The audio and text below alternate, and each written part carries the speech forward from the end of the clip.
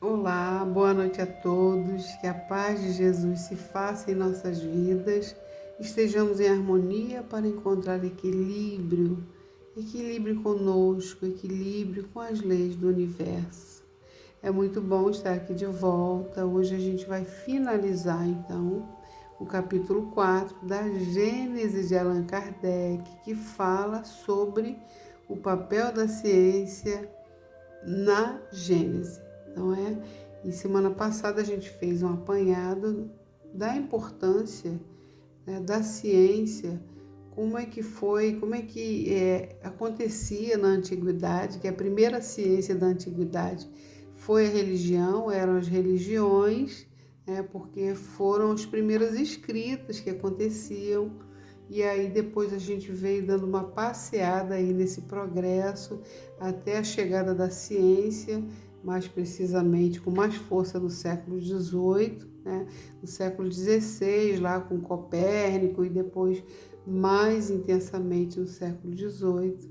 Hoje, então, a gente vai dar continuidade a esse capítulo. Então, no item 1 da Gênesis, explica que a história dos povos antigos se confunde com a religião, diz Kardec, porque naquele tempo era a religião que buscava explicações para a existência, para o surgimento da vida, e durante muito tempo, como já disse, foram os livros religiosos eram tidos como uma ciência, porque foram as religiões que nos trouxeram primeiro as questões da criação trazida pela Gênesis de Moisés, que é a que é mais condizente com a realidade, mas por muito tempo o homem não soube fazer uso dessas explicações. Por quê? Porque estávamos presos à letra. A letra em si não é o espírito da letra. A gente não fazia, não existia o hábito de fazer uma análise daquilo que era trazido, até porque não nos era permitida essa situação. A coisa era muito dada, era colocada, né? Era muito dogmático. Então tinha que ser daquela maneira e as pessoas eram obrigadas a aceitar. Caso contrário, eram tidas como hereges. A gente sabe que na história muitas pessoas morreram na fogueira da Inquisição porque iam em sentido contrário àquilo que a religião pregava. Então Kardec, com esse propósito, para que não acreditemos em todos os... Kardec diz isso, que não acreditemos em todos os espíritos, mas verifiquemos antes se o espírito é de Deus, né? Por exemplo, em Mateus capítulo 5, está dito, se te baterem na face direita, oferece também a esquerda. Então, o que acontecia, Como que se entendia isso quando a gente fala que ficava-se preso à letra e não procurava-se analisar o que aquilo queria dizer, Quando ele dizia oferece também a esquerda, e o que acontecia? Entendia-se que era uma revelação divina, Aquilo veio com uma revelação e a pessoa fazia exatamente da forma que estava ali, dizendo para que fosse feito. Não se questionava, Mas que face é essa? Se te dão, por exemplo, o ódio, oferece o amor. Seria nesse sentido, de oferecer o outro lado daquilo que te foi proposto, de que te foi oferecido. Então, esse é o espírito da letra, mas é necessário que façamos uma análise mais profunda para podermos entender. Kardec diz que por muito tempo não se soube fazer uso daquilo que as escrituras queriam dizer na sua maior profundidade. Muitas vezes, até porque eram escritas de maneira um pouco rudes, Porque assim eram os homens da época, eles necessitavam daquela forma de direcionamento, E Kardec ainda nos diz que à medida que o homem se foi adiantando no conhecimento dessas leis, foi se aprimorando moralmente, também foi penetrando nos mistérios da criação e retificando as ideias que informar acerca da origem das coisas. Por exemplo, na Gênesis de Moisés, capítulo 1, né, está escrito: no princípio, Deus criou os céus e a terra estava informe e vazia. As trevas cobriam o abismo e o Espírito de Deus pairava sobre as águas. E Deus disse: faça-se a luz. E a luz foi feita. Esse foi o primeiro dia, segundo consta na Gênesis. No segundo dia, fez o firmamento e separou as águas, o céu e a terra, né? Criou a vegetação e fez brotar as árvores que produziriam as sementes de acordo com as espécies, dentre outras coisas. Esse foi o terceiro dia, mas olha que interessante. No quarto dia, Deus fez os 2 grandes luminares, né? O maior para governar o dia, que é o sol, e o menor para governar a noite, que é a lua, e fez também as estrelas. Deus os colocou no firmamento do céu para iluminar a terra, né? Governar o dia e a noite e separar a luz das trevas. Mas olha que interessante essa situação, não é? Lá está escrito que no primeiro dia Deus disse: faça-se a luz. Mas como é que ele fez a luz se não havia os astros? Os astros só foram criados no quarto dia, conforme está escrito. Não é verdade? Então tem alguma coisa aí que não está batendo. Ou ele fez a luz no primeiro dia, ou ele fez no quarto dia, porque se ele disse faça-se luz e não havia sol nem lua, como é que havia distinção de noite e de dia, né? De claridade, do que é luz ou o que não é? Então, não é porque foi algo revelado que não devamos nos debruçar com mais atenção. Foi uma revelação divina? Sem dúvida, foi uma revelação. Mas será que ao ser transcrito não houve uma modificação? Não é verdade? Pode ter havido modificação no entendimento. Essa observação não foi feita por mim não, tá, gente? Divaldo nos chama atenção para isso, né, numa das suas apresentações, quando ele chama a atenção de que houve luz no primeiro dia e no quarto foram criados, então, os astros. Então, irmãos, calcula-se, né, para a gente ter uma ideia do que pode ter acontecido, calcula-se que Moisés viveu no século XIV, né, no século, ou seja, 1400 ou 1500 anos antes de Cristo. Naquela época, a escrita era feita na pedra e não era com uma caneta ou coisa semelhante, era talhada com outro objeto pontiagudo, muitas vezes também de pedra.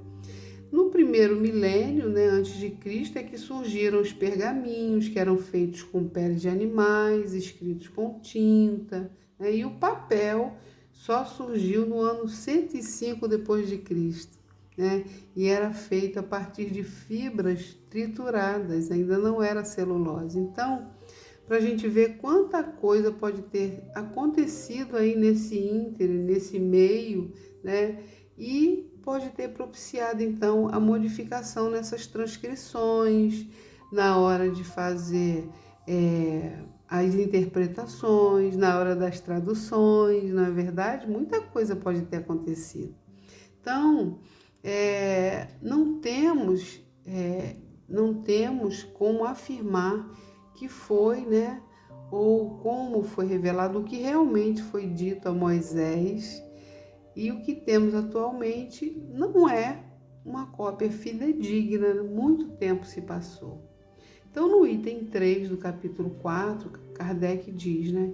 Impotente se mostrou o homem para resolver o problema da criação, por essas circunstâncias, né, que já falamos, e porque sempre se direcionava o conhecimento para aquilo que nos era dado, né? Aquela coisa muito entregue, é assim e pronto.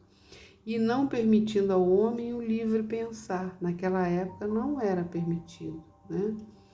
Ela que tinha, né, o compromisso de trabalhar, nós, a humanidade, tínhamos o compromisso, a religião que tinha o compromisso de trabalhar o sentimento humano, fica estagnada por muitos séculos, né? Viveu-se nessa condição de que não se podia pensar, não se podia dizer o contrário. Então a Bíblia, evidentemente, encerra fatos que a razão desenvolvida pela ciência não poderia hoje aceitar, e outros até que pareciam estranhos e repugnantes, porque derivavam dos costumes da época, né? Daquele povo que ainda era muito rude, diz a Gênese de Kardec, né? Sim, é verdade, e muitos desses costumes repugnantes de que trata a Bíblia foi contestada pelo Cristo. Por exemplo, o apedrejamento das mulheres flagradas em adultério, né? Mas, por muito tempo, apesar dessas coisas, nós vivemos uma fé dogmatizada, uma fé que nos distanciava da razão, né, e do pensamento lógico. Até que espíritos como Jean Hus, nosso querido Kardec, que já falamos, né, viveu no século XV, que foi queimado na fogueira. Espírito como Jerônimo de Praga, também seguidor de Jean Hus, era também um reformador religioso que morreu na fogueira da Inquisição. Então, esses espíritos pagaram um alto preço, porque cumpriram a missão de sacudir, né, a igreja e abrir um caminho para que Martim Lutero, pudesse romper os muros de uma fortaleza que aprisionava o pensamento das pessoas, o pensamento humano. Então, dessa forma, a ciência, né, a partir desses pensadores, desses reformadores, né, que a espiritualidade nos envia, que Deus nos envia de tempos em tempos para a reformulação das situações que estão necessitando, não? Dessa forma, a ciência pôde dar início a um trabalho que não mais teria fim. A gente vê a ciência progredindo aí todos os dias. Então, que início foi esse? O trabalho de decifrar a Gênese, os mistérios da criação, né, jamais imaginados durante o poderio da Igreja. Então, o surgimento de muitas conquistas, equipamentos que iriam nos possibilitar adentrar nesse universo infinito, né?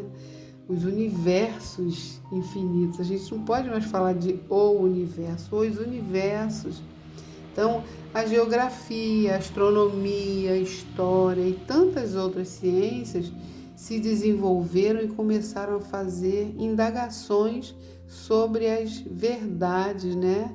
Essas verdades aí, entre aspas, essas verdades há tanto tempo impostas ao homem.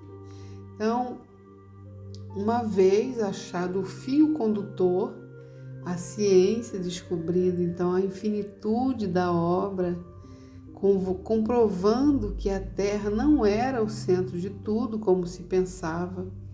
Então as dificuldades prontamente começaram a se, né, diminuir. Começou a abrir o campo de visão, de especulação, né? O campo do universo se distendeu ao infinito. Acompanhou-se a formação gradual da Terra e dos astros, né? Segundo leis eternas e imutáveis, que demonstram muito melhor a grandeza e a sabedoria de Deus, né, do que uma criação miraculosa, como nos era pregado, né? Como pregava o clero antigamente, tirada repentinamente do nada, né? Qual uma mutação à vista por efeito de súbita ideia da divindade, após uma eternidade de inação, ou seja, né? Nada existia, não existia ação, não existia nada, e de repente, por uma súbita ideia de Deus, né, surge o universo no estalar de dedos assim. Era isso que tentavam nos convencer, né? Pois que é impossível se conceder a Gênese, a criação, sem os dados que a ciência fornece, né? Pode dizer-se com inteira verdade, né, com certeza, que a ciência é chamada a constituir a verdadeira Gênese, segundo as leis da natureza, né? Kardec, então, no item 4, ele faz uma pergunta. Ele pergunta no ponto a que chegou no século XIX, né? E aqui ele fala do século XIX, porque era o século em que ele estava ali vivendo. Então ele pergunta, porque ele pergunta, né? Até este século, né? Porque no século XIX, até esse século, muitas descobertas, né? Como a bússola, as caravelas, a mineralogia, símbolos em matemática, telescópios, células, órbitas dos planetas, a Terra que girava em torno do Sol e não o contrário, como se pensava. Então, Kardec pergunta, né, até o ponto que chegou o século XIX, venceu a ciência todas as dificuldades do problema da gênese, ou seja, da criação? E aí a gente vai ver a resposta dos espíritos no próximo vídeo.